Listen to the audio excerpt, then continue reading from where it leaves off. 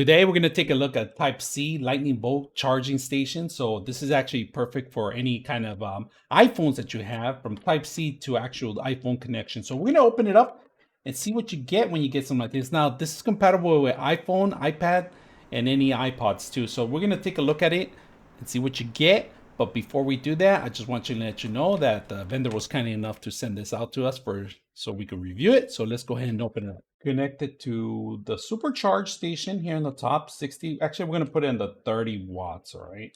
So we could get it faster charging, and we're going to go ahead and connect this part, all right? So let's go ahead and do that. All right, here's the cable, and here's the iPhone, and we're going to plug it in and see how well it charges. So it's going to go ahead and charge, and it's going to be a fast charge, so hopefully it's going to be good.